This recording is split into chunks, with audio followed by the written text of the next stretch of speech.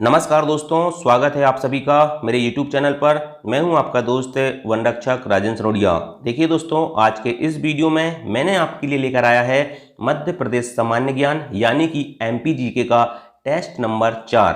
इस टेस्ट में दोस्तों आपको टोटल प्रश्न मिलेंगे 10। तो आपको करना क्या है, आपको पेन कापी लेकर बैठना है और इस टेस्ट को लगाना है और लास्ट में कमेंट करके बताना है कि आपके कितने क्वेश्चन सही हुए हैं। यदि आप कमेंट करके नहीं भी बताओगे दोस्तों तो आप खुद समझ जाओगे कि आप कितने गहरे पानी में हो या आपकी कितनी तैयारी हो चुकी है। और जिन स्टूडेंट को लगता है कि ये जो टेस्ट मैं डाल रहा हूँ इनमें बहुत आसान क्वेश्चन होते हैं तो आप वीडियो मत देखो, ठीक है। आपकी तैयारी हो चुकी है इसलिए आपको आसान लगे हैं। लेकिन जो स्टूडेंट दोस्तों जिन्हें अभी पढ़ना है, ठीक है, जिन्होंने अभी अभी तैयारी शुरू की है उनके लिए ये वीडियो यूजफुल होगा, ठीक है। और अभी आपको ज़्यादा डिटेल में पढ़ना है, ठीक है, बहुत ज़्यादा डिटेल में पढ़ना है तो फिर मध्य प्रदेश में MP GK वाले यूट्यूब चैनल बहुत सारे चल रहे हैं, आप वहाँ जाके ही पढ़ सकते हो, ठीक है। मुझे इस बात की बिल्कुल भी परवाह नहीं है दोस्तों कि मेरे सब्सक्राइबर बढ़ेंगे या नहीं बढ़ेंगे। मेरा उद्देश्य एकमात्र ये है दोस्तों, ऐसे स्टूडेंट, ठीक है, जो वास्तविकता में पढ़ना चाहते हैं सिर्फ वही मुझसे जुड़ें, ठीक है। बाकी मैं भीड़ लगाने वाला काम करते ही नहीं कि मुझे, और तो आपने देखा होगा मैं पढ़ाता हूँ तो बार बार ये नहीं बोलता कि मेरे चैनल को सब्सक्राइब करो, लाइक करो, ये सब चीज़ें मैं ध्यान नहीं देता। मेरा काम है दोस्तों पढ़ाने का और साथ में खुद पढ़ने का, क्योंकि I am not professionally teacher, मैं एक स्टूडेंट हूँ, ठीक है। साथ में दोस्तों आपको भी पढ़ा रहा हूँ और मैं खुद भी पढ़ रहा हूँ, ठीक है। तो मेरा काम है आपको सिखाना भी और सीखना भी, ठीक है। चलिए शुरुआत करते हैं दोस्तों क्वेश्चन नंबर 1 से। क्वेश्चन नंबर 1 है, मध्य प्रदेश में किस वर्ष राष्ट्रपति शासन नहीं लगा? ठीक, ऐसा क्वेश्चन आता है, कई बार आ चुका है विभिन्न एग्जामों में, ठीक है। तो देखिए मध्य प्रदेश में किस बार राष्ट्रपति शासन नहीं लगा, तो सबसे पहले दोस्तों आपको ये पता होना चाहिए कि जो राष्ट्रपति शासन होता है ना, ये अनुच्छेद 356 के तहत लगता है। किसके तहत लगता है? अनुच्छेद 356 के तहत राष्ट्रपति शासन लगता है। और जब राष्ट्रपति शासन लगता है दोस्तों तो सत्ता किसके हाथ में चली जाती है?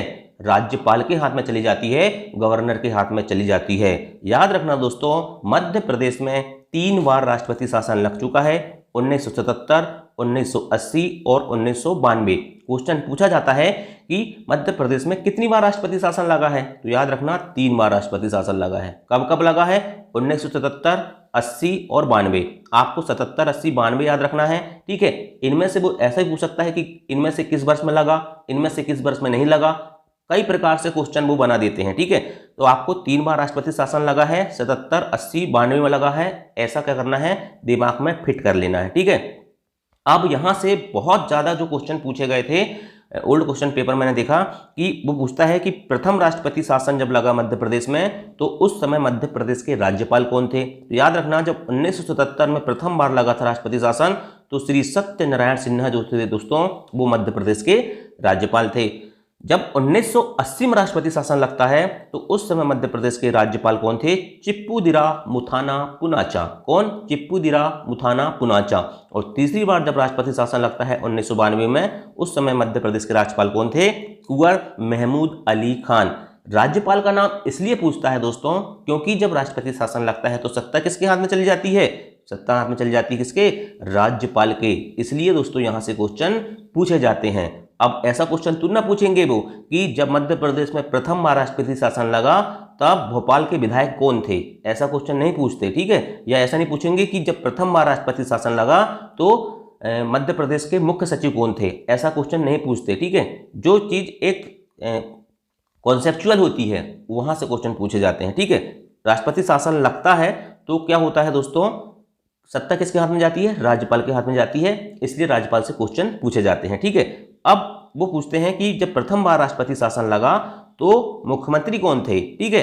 तो देखो अब मुख्यमंत्री को पूछते हैं क्योंकि जब राष्ट्रपति शासन लगता है दोस्तों तो मुख्यमंत्री की जो सत्ता है वो हट जाती है, ठीक है, इसलिए उनका नाम पूछते हैं।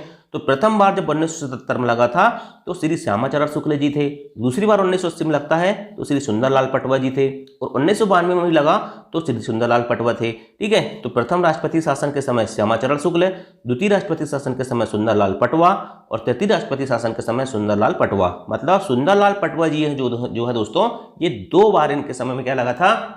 राष्ट्रपति शासन लगा था। तो याद रखना दोस्तों, सारे फैक्ट इंपॉर्टेंट हैं, सारे क्वेश्चन पूछे गए हैं। तो इस क्वेश्चन का आंसर क्या हो जाएगा? 1977 में भी लगा था, 80 में भी लगा था, 92 में लगा था, लेकिन 93 में नहीं लगा। इसलिए ऑप्शन नंबर डी 1993 में दोस्तों मध्य प्रदेश में राष्ट्रपति शासन नहीं लगा था। ठीक, चलिए क्वेश्चन नंबर 2 देखते हैं। मध्य प्रदेश की प्रथम महिला मुख्य सचिव कौन थी? ठीक है, तो याद रखना दोस्तों, मध्य प्रदेश की प्रथम महिला मुख्य सचिव थी कौन? निर्मला बुच जी थी। कौन थी? मध्य प्रदेश की प्रथम महिला मुख्य सचिव निर्मला बुच जी थी। ठीक है, अब याद रखना दोस्तों, मध्य प्रदेश में जितनी भी प्रथम महिला है मैं सबके नाम बता दे रहा हूं आपको। ठीक है, प्रथम महिला राज्यपाल की बात करें दोस्तों तो सरला अग्रवाल जी। प्रथम महिला न्यायाधीश की बात करें तो सरोजिनी सक्सेना जी। प्रथम महिला विपक्ष की नेता जो है दोस्तों जमुना देवी। विपक्ष के नेता क्या होते हैं आपको पता है? देखिए दोस्तों, जो पक्ष का नेता होता है, जिसकी सत्ता होती है ना, वो पक्ष वाले होते हैं, और जो सत्ता में नहीं होते और लेकिन दूसरी पार्टी होती है, मान के चलो मध्य प्रदेश में भी बीजेपी की पार्टी है उदाहरण के लिए। ठीक है, तो विपक्ष का रोल कौन अदा करेगा? कांग्रेस करेगी ना। लेकिन यदि कांग्रेस की सीट से ज्यादा आम आदमी पार्टी की सीट हो जाएगी दोस्तों, तो वो विपक्ष में जाती है। ठीक है, तो याद रखना दोस्तों, विपक्ष दल का नेता चुना जाता है और प्रथम महिला विपक्ष नेता बनी थी जमुना देवी जी। ठीक है, प्रथम महिला मुख्यमंत्री कौन थी? तो उमा भारती जी थी। कौन थी? उमा भारती जी। ठीक है, और प्रथम महिला मुख्य सचिव कौन थी? तो याद रखना दोस्तों, निर्मला बुच जी थी। कौन थी? प्रथम महिला मुख्य सचिव निर्मला बुच जी थी। और प्रथम महिला आईपीएस की बात करें दोस्तों तो आशा गोपालन थी। कौन थी? आशा गोपालन थी। एक चीज याद रखना दोस्तों, मैंने यहाँ प्रथम महिला न्यायाधीश बताया हूँ, मुख्य न्यायाधीश नहीं बताया हूँ। याद रखना, अभी तक मध्य प्रदेश में एक भी महिला मुख्य न्यायाधीश नहीं बनी है हाईकोर्ट की। ठीक है, ये हाईकोर्ट की बात हो रही भाई, और मध्य प्रदेश का हाईकोर्ट कहां पर है? उच्च न्यायालय कहां पर है? जबलपुर में स्थित है। ठीक है, जिसकी 2 खंडपीठ है। कहां पर स्थित है? कहां पर स्थित है बताइए, आप कमेंट करके बताना। ठीक है, और कब बनी थी? ठीक, चलिए नेक्स्ट क्वेश्चन देखते हैं। मध्य प्रदेश राज्य सचिवालय स्थित है।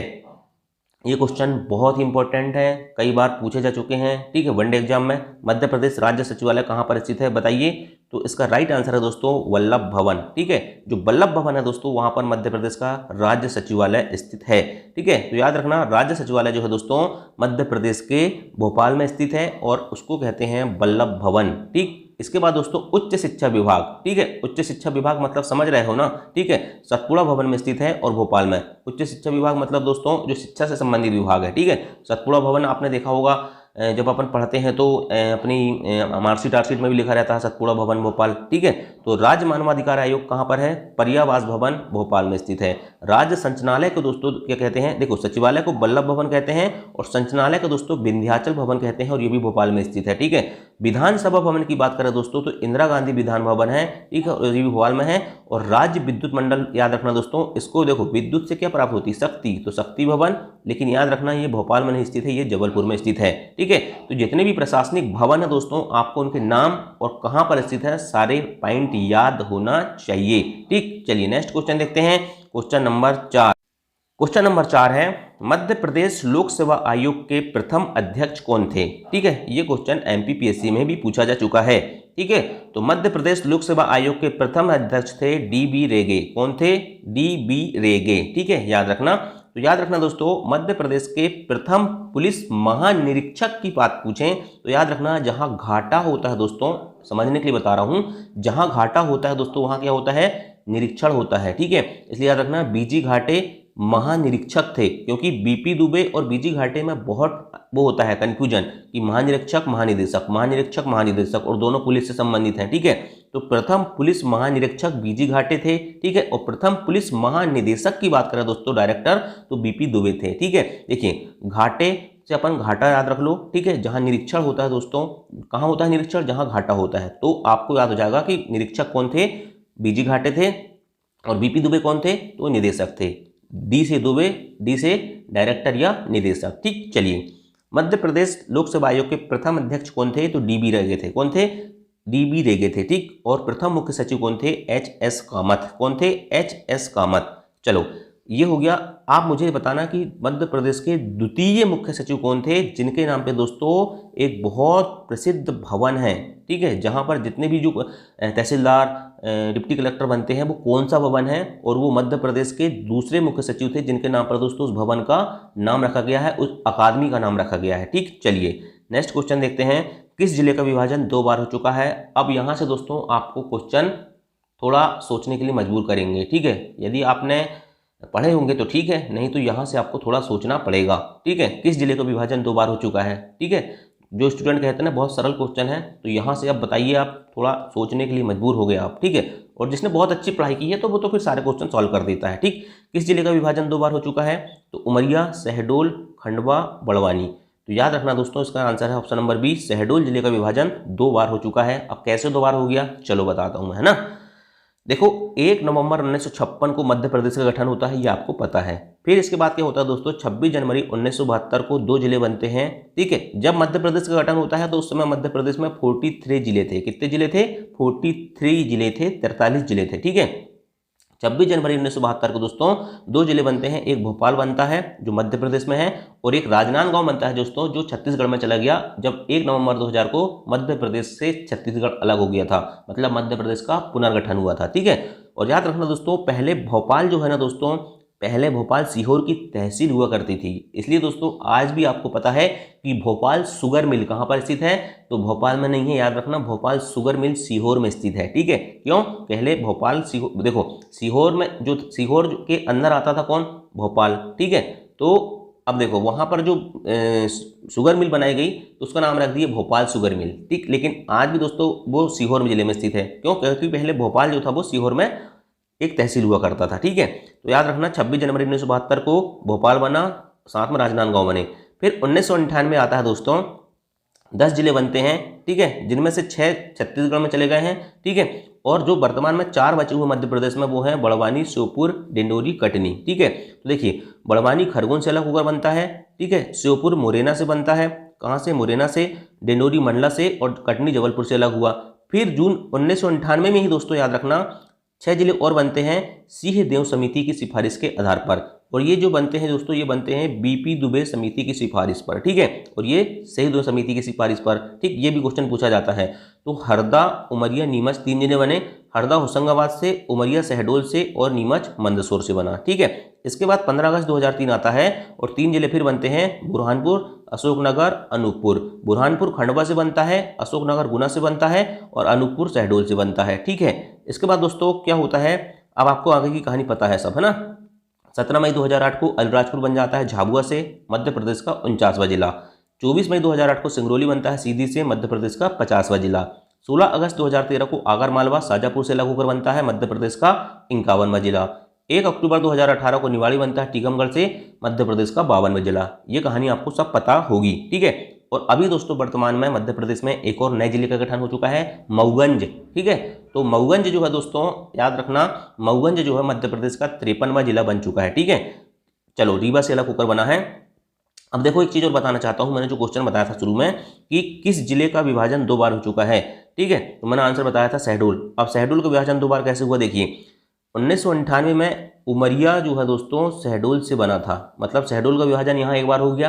और 15 अगस्त 2003 में दोस्तों अनूपपुर भी किससे बनता है, शहडोल से बनता है। इसलिए शहडोल का विभाजन कितने बार हो गया, 2 बार हो गया। याद रखना, बहुत इंपॉर्टेंट क्वेश्चन है। मध्य प्रदेश विधानसभा में कुल कितनी सीट आरक्षित हैं, तो याद रखना दोस्तों, मध्य प्रदेश विधानसभा में कुल कितनी सीट आरक्षित हैं, मध्य प्रदेश में टोटल 82 सीट आरक्षित हैं। ठीक है, option number C is a right answer. देखिए मध्य प्रदेश में विधानसभा सीट की बात करते हैं तो टोटल सीट कितनी है, जब मध्य प्रदेश का विभाजन नहीं हुआ था, मतलब छत्तीसगढ़ अलग नहीं हुआ था दोस्तों, तो उस समय मध्य प्रदेश में 320 सीटें थी, लेकिन वर्तमान में कितनी हैं, 230 सीट हैं। ठीक है, अनुसूचित जनजाति मतलब एसटी कैटेगरी के लिए 47 सीट आरक्षित हैं। वही अनुसूचित जाति मतलब एससी, देखिए अनुसूचित जनजाति मतलब एसटी शेड्यूल ट्राइब, और अनुसूचित जाति मतलब एससी शेड्यूल कास्ट, इनके लिए 35 सीट आरक्षित हैं। लेकिन क्वेश्चन में पूछा गया है कुल कितनी सीट आरक्षित हैं। ठीक है, तो याद रखना 47 और 35 दोनों को जोड़ते हैं तो कितनी हो जाती हैं, 82। वहीं लोकसभा की बात करें दोस्तों तो कुल सीट 29 हैं, एसटी के लिए 6, एससी के लिए 4 और टोटल 10 सीट आरक्षित हैं। ये क्वेश्चन मैंने कई बार पढ़ा चुका हूँ, ध्यान रखना, है ना। चलिए नेक्स्ट क्वेश्चन है, परित्यक्त शहर किसे कहा जाता है, मुरैना, धार, मांडू या रीवा को। याद रखना दोस्तों, मांडू जो है, मांडू कौन से जिले में स्थित है, धार जिले में स्थित है, इसे परित्यक्त शहर कहा जाता है। अच्छा, ये परित्यक्त शहर क्यों कहा जाता है, तो याद रखना दोस्तों, अंग्रेजी में कहते हैं इसको एबंडोन्ड सिटी। कौन सी सिटी कहते हैं, एबंडोन्ड सिटी। आप जो भी प्रोनाउंसिएशन करना चाहें कर सकते हैं। ठीक है, परित्यक्त शहर जहां इतिहास और अजीब तथ्यों के रहस्य मौजूद होते हैं दोस्तों, उसे परित्यक्त शहर कहा जाता है। और मध्य प्रदेश में मांडू शहर को क्या कहा जाता है, परित्यक्त शहर कहा जाता है, क्योंकि मांडू में आपको पता है मांडू मतलब द सिटी ऑफ जॉय, खुशियों की नगरी, महलों की नगरी मांडू। ठीक, चलिए नेक्स्ट क्वेश्चन देखते हैं। ताप्ती की सहायक नदी नहीं है, पूर्णा, बोरी, अमरावती या धसान।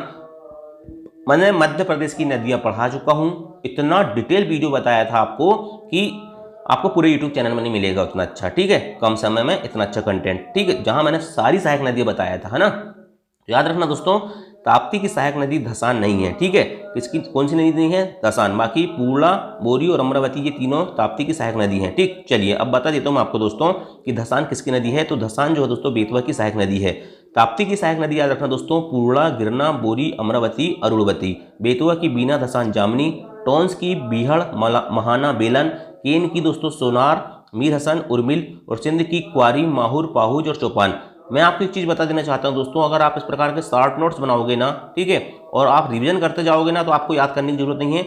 सिर्फ ऐसे प्रकार से एक बार लिख लोगे कॉपी में, उनको एक बार देख लोगे ना, तो आप समझ पाओगे कि कौन सी नदी किसकी सहायक नदी है। ठीक है, चलिए नेक्स्ट क्वेश्चन देखते हैं। मध्य प्रदेश में किस प्रकार की जलवायु पाई जाती है? तो याद रखना दोस्तों, मध्य प्रदेश में पाई जाती है कौन सी जलवायु? उष्णकटिबंधीय मानसून जलवायु या महाद्वीपीय जलवायु या दोनों या इनमें से कोई नहीं? तो इसका आंसर है दोस्तों दोनों। मध्य प्रदेश में उष्णकटिबंधीय मानसूनी जलवायु पाई जाती है और महाद्वीपीय जलवायु पाई जाती है। देखो, अगर ऑप्शन में मानसूनी भी लिखा रहे तो मानसूनी भी राइट होता है, ऑप्शन के अकॉर्डिंग आपको लगाना है। ठीक है, तो उष्णकटिबंधीय मानसूनी जलवायु दोस्तों क्या होता है? मध्य प्रदेश के बीचों बीच से 23.5 डिग्री उत्तरी अक्षांश रेखा, जिसे हम कर्क रेखा गुजरती है, उसके कारण दोस्तों मध्य प्रदेश की जलवायु कैसी है? उष्णकटिबंधीय मानसूनी है। लेकिन महाद्वीपीय जलवायु क्या है दोस्तों? क्योंकि यहाँ महाद्वीपीय जलवायु का मतलब क्या है? जो महाद्वीपों में पाई जाती है। देखिए, मध्य प्रदेश जो है दोस्तों पूर्णतः भू आवेष्टित राज्य है। इसकी सीमा किसी भी जल राशि या किसी भी समुद्र या किसी भी सागर या किसी भी महासागर या किसी भी खाड़ी को टच नहीं करती है, इसलिए कैसा है? भू आवेष्टित प्रदेश है, इसलिए यहाँ की जलवायु कैसी है? महाद्वीपीय जलवायु पाई जाती है। ठीक है, चलिए नेक्स्ट क्वेश्चन देखते हैं। किस जनजाति के निवास स्थान को ढाना कहते हैं? तो याद रखना दोस्तों, भारिया जनजाति के निवास स्थान को क्या कहते हैं? ढाना कहते हैं। और बैगा, भारिया और सहरिया, जैसा आपको पता है दोस्तों, ये मध्य प्रदेश की 3 विशेष पिछड़ी जनजातियां हैं, जिन्हें दोस्तों विशेष दर्जा प्रदान किया गया है। ठीक है, और मध्य प्रदेश वन रक्षक भर्ती में दोस्तों इनकी अभी डायरेक्ट भर्ती हो रही है। ठीक, जिनका ग्राउंड अभी बहुत जल्दी होने वाला है। चलिए अब आपको बता देता हूँ, सहरिया जो है दोस्तों, इनके निवास स्थान को सहराना कहते हैं, भील के निवास स्थान को फालिया कहते हैं, भारिया के निवास स्थान को ढाना कहते हैं और गोंड के निवास स्थान को दोस्तों टोला कहते हैं। ठीक है, तो ये हो गए आपके 10 क्वेश्चन सही। 10 क्वेश्चन अब आपको कमेंट करके बताना है कि कितने क्वेश्चन सही हुए हैं। ठीक है, और दोस्तों यदि वीडियो पसंद आया होगा तो लाइक कर देना। ठीक, चलिए थैंक यू, जय हिंद, जय भारत।